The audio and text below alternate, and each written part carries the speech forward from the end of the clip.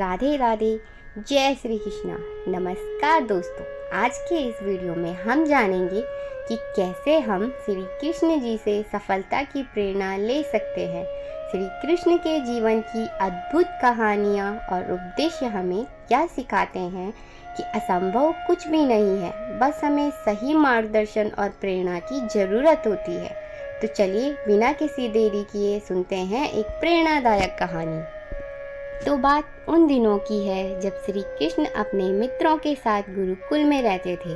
एक दिन सुदामा और श्री कृष्ण जी जंगल में लकड़ी लेने गए। चलते चलते काफ़ी समय बीत गया।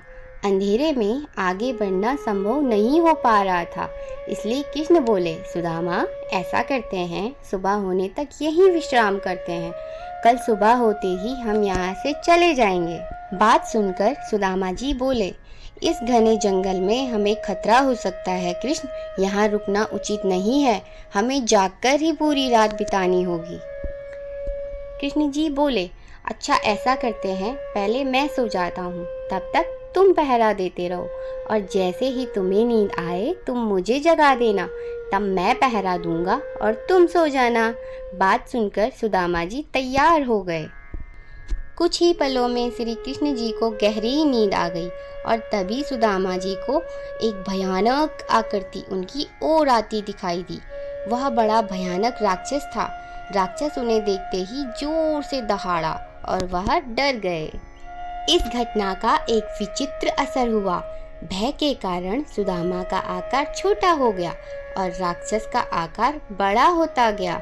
इसके बाद राक्षस एक बार और दहाड़ा। पुनः सुदामा डरकर कांप उठे। अब सुदामा और सिकुड़ गए और राक्षस पहले से भी और विशाल होता गया। राक्षस धीरे धीरे सुदामा जी की ओर बढ़ने लगा।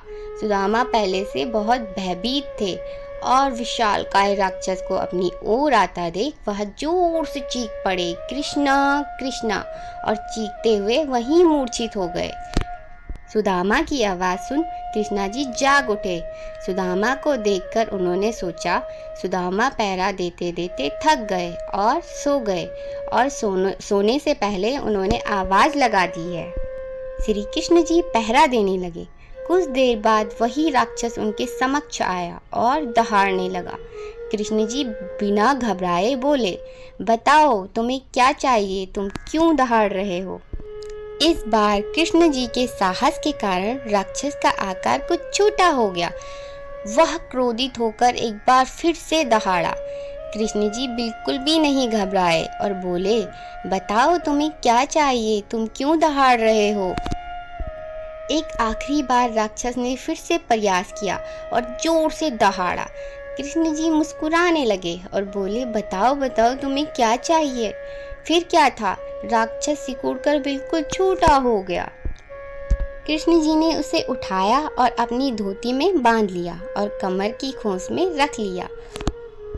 और जब सुबह हुई तो कृष्ण जी ने सुदामा जी को उठाया और चलने के लिए बोला। आगे बढ़ने लगे। तभी सुदामा जी ने उत्तेजित होकर कहा कि तुम्हें पता है कृष्ण, कल रात को क्या हुआ था? एक भयानक राक्षस हमें मारने आया था। रुको रुको सुदामा। सुदामा जी को रोकते हुए कृष्ण जी बोले, कहीं तुम इस राक्षस की बात तो नहीं कर रहे हो? कृष्ण जी ने धोती से राक्षस को निकाला। हाँ ये वही है, सुदामा जी बोले। कल जब मैंने इसे देखा था तो यह बहुत बड़ा था, अब यह इतना छोटा कैसे हो गया कृष्ण? सुदामा जी आश्चर्यचकित होकर बोले। श्री कृष्ण जी बोले, जब जीवन में तुम किसी ऐसी चीज़ से बचने की कोशिश करते हो जिसका तुम्हें सामना करना चाहिए, तो वह तुमसे बड़ी हो जाती है और तुम पर नियंत्रण करने लगती है। लेकिन जब तुम उस चीज़ का सामना डट कर करते हो जिसका सामना तुम्हें करना चाहिए, तो तुम उससे बड़े हो जाते हो और उसे नियंत्रित करने लगते हो। दोस्तों, यह बड़ा राक्षस दरअसल हमारी ज़िंदगी में आने वाली चुनौतियां हैं। अगर हम इन चुनौतियों को टालते हैं तो यह और बड़ी हो जाती हैं और आखिर में हमें नियंत्रित करने लगती है। इसलिए हमें इनका साहस से सामना करना चाहिए ताकि हम इन पर काबू पा सकें।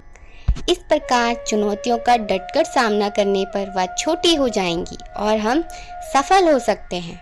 अगर आपको यह प्रेरणादायक कहानी अच्छी लगी हो तो लाइक और सब्सक्राइब करना ना भूलें। धन्यवाद।